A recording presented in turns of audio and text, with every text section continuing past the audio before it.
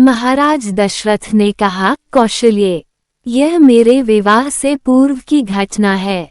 एक दिन संध्या के समय अकस्मात मैं धनुष बाण ले रथ पर सवार हो शिकार के लिए निकल पड़ा।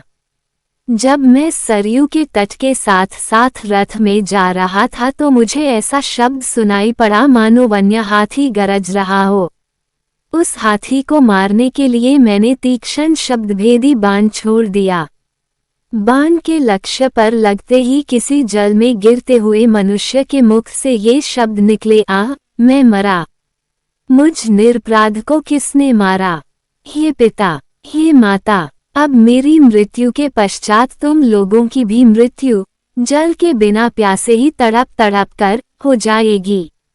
न जाने किस पापी ने बाण मारकर मेरी और मेरे माता पिता की हत्या कर डाली।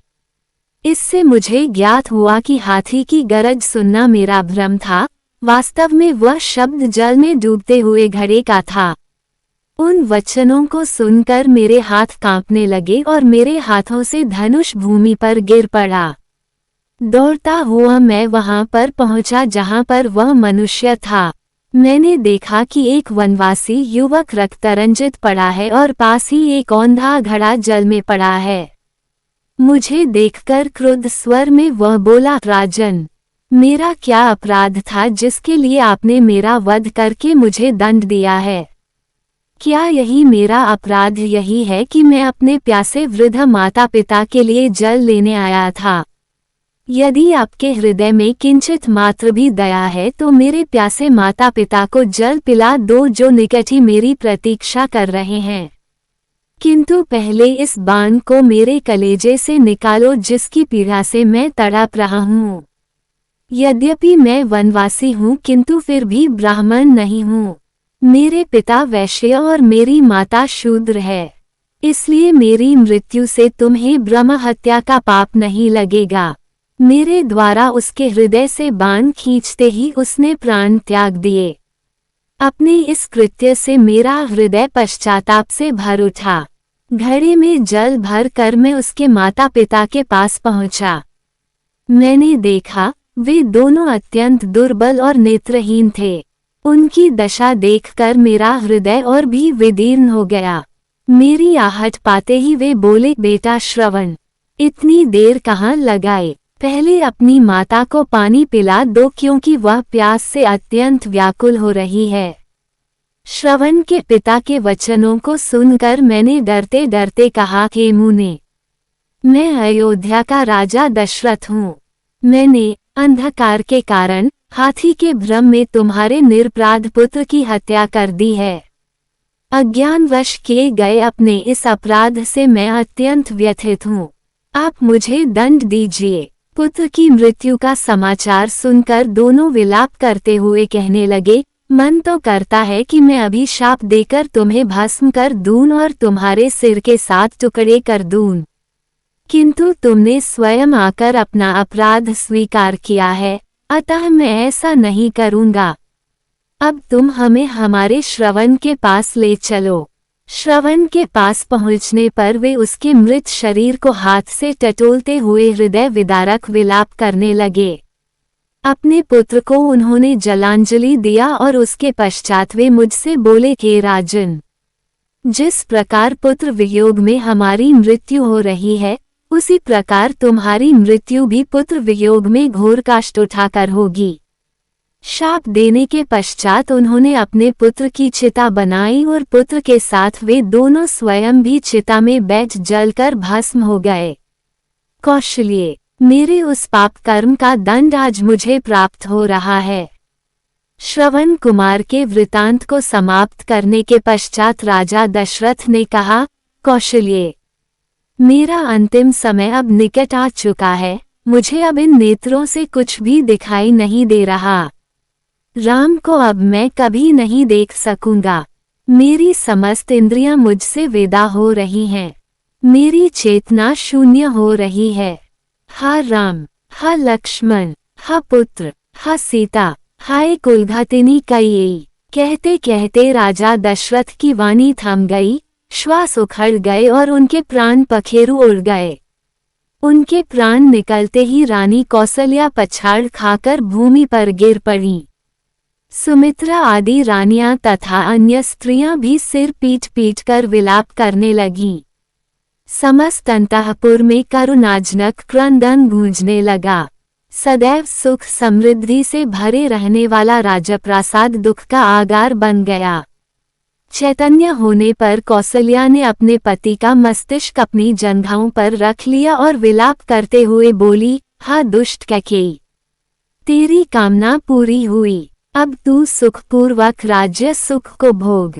पुत्र से तो मैं पहले ही विलग कर दी गई थी, आज पति से भी वियोग हो गया।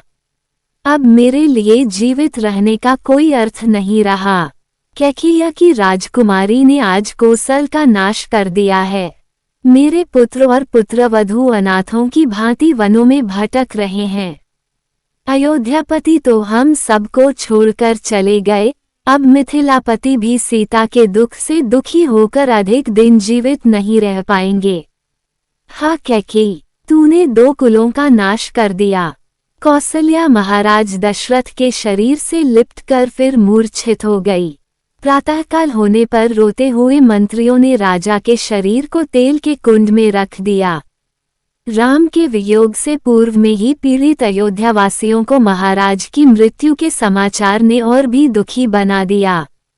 राजा की मृत्यु के समाचार प्राप्त होते ही समस्त व्यथित मंत्री, दरबारी, मार्कंडेय, मौद्गल, वामदेव, कश्यप तथा जाबाली वशिष्ठ के आश्रम में एकत्रित हुए।